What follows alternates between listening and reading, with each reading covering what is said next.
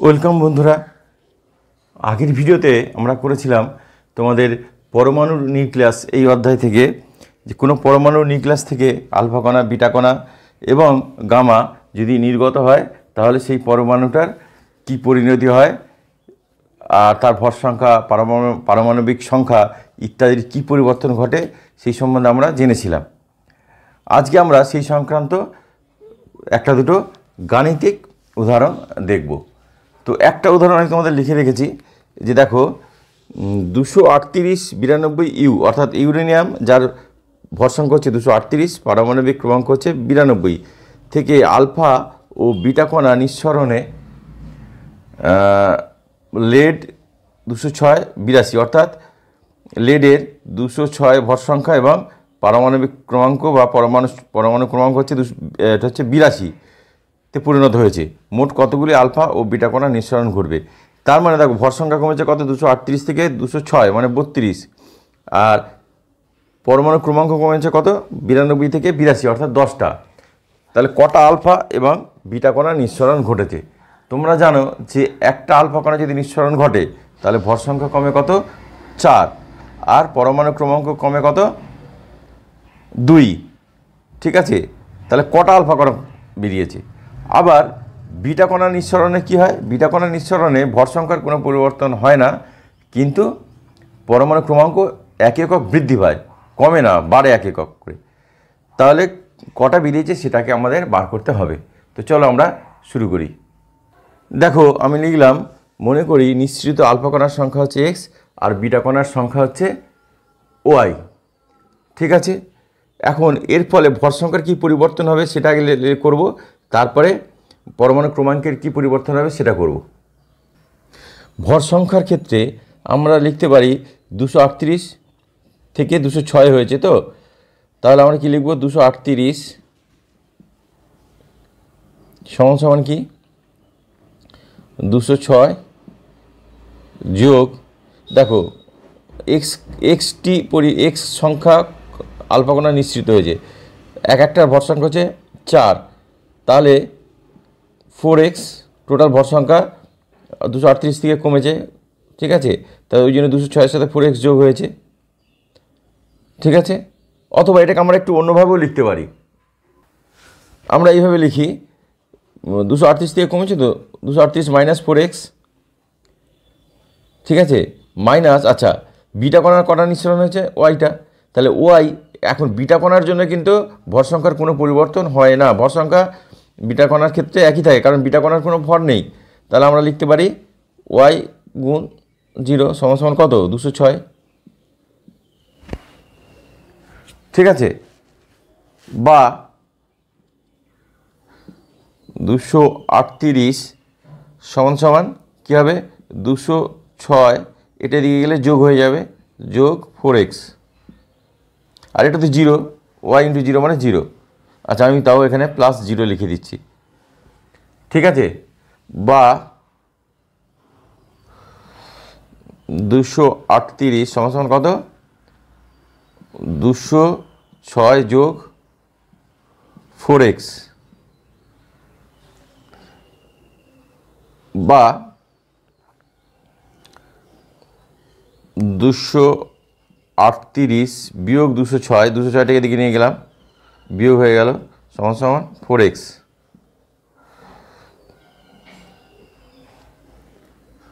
ঠিক আছে, বা তাহলে এটা বিয়োগ করলে কত হয়, 32 ইজিক্যাল টু 4x, বা x ইজিক্যাল টু 32/4। ঠিক আছে, বা x ইজিক্যাল টু কত, 8। সুতরাং 8টি আলফা কণা নিঃসৃত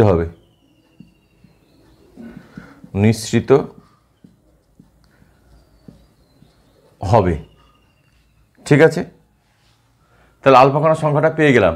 এবার আমাদের বিটা কণার সংখ্যাটা বার করতে হবে। দেখো এখন আমরা করব আলফা কণার সংখ্যা আমরা পেয়ে গেছি, এবার বিটা কণার সংখ্যাটা আমরা বের করব। পরমাণু ক্রমাঙ্কের ক্ষেত্রে আমরা জানি যে একটা আলফা কণার জন্য ভর সংখ্যা পরমাণু ক্রমাঙ্ক কমে হচ্ছে 2 একক, তাহলে 92 থেকে 82 হয়েছে।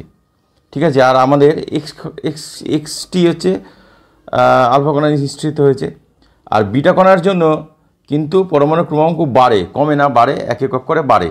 তাহলে আমাদের সমীকরণটা কী হবে?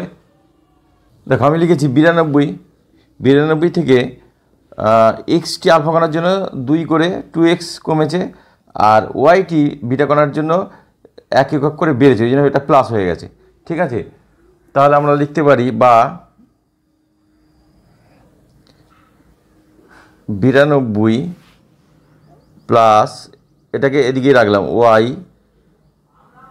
ইজিক্যাল টু এটাকে এদিকে নিয়ে গেলাম 82 মাইনাস 2x বা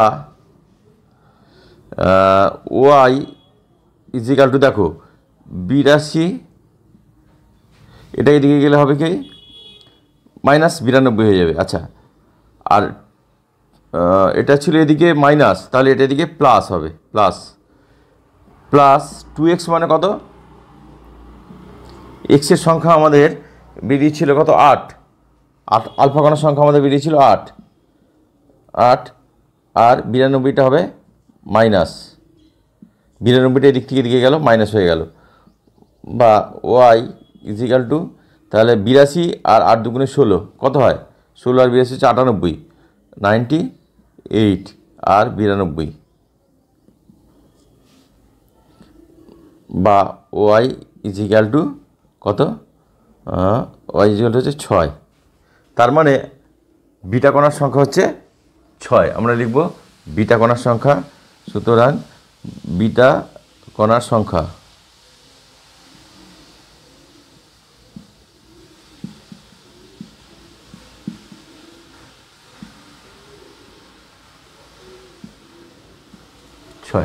বা নিশ্চিত বিটা কণার সংখ্যা সমান 6।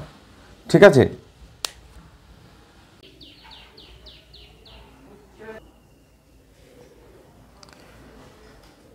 দেখো এবার মাধ্যমিক পরীক্ষাতে যে তোমাদের এই সংক্রান্ত যে গাণিতিক প্রশ্নটা এসেছিল সেটা হচ্ছে যে একটা পরমাণু, তার নাম হচ্ছে এ, তার ভর সংখ্যা হচ্ছে 222, পরমাণু ক্রমাঙ্ক হচ্ছে 86, সেখান থেকে পরিণত হয়েছে সেটা বিতে, আলফা বিটা নিঃসরণে, ভর সংখ্যা ছিল তার 210, পরমাণু ক্রমাঙ্ক হচ্ছে 84। তাহলে আলফা আর বিটা কণার সংখ্যা কত হবে? তাহলে আমরা আগের মতোই করব। ধরি নিশ্চিত আলফা কণার সংখ্যা এক্স আর বিটা কণার সংখ্যা হচ্ছে ওয়াই। ঠিক আছে, তাহলে আলফার জন্য প্রতিটা আলফার কণার জন্য ভর সংখ্যা কমবে কত? 4 একক করে, তাহলে এক্সের জন্য 4x কমবে। তো আগের মধ্যে আমরা লিখি, তাহলে ভর সংখ্যার ক্ষেত্রে কী হবে? 222 মাইনাস 4x। ঠিক আছে, আর বিটা কণার জন্য আমাদের ভর সংখ্যা কমে না, তাহলে 0 সমান কত? সমান হচ্ছে 210, বা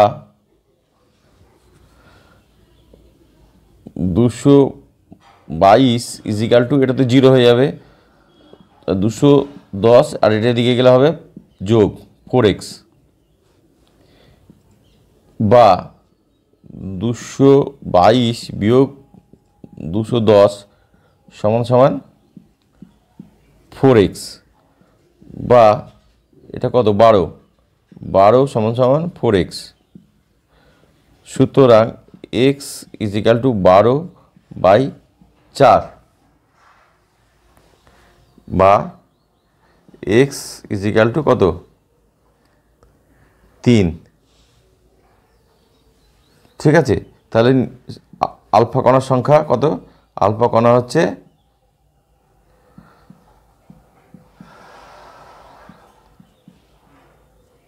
3টে।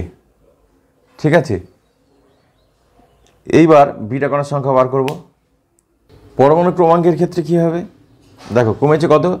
86 থেকে 84, মানে 2টো কমেছে। তাহলে আমরা কি লিখতে পারি?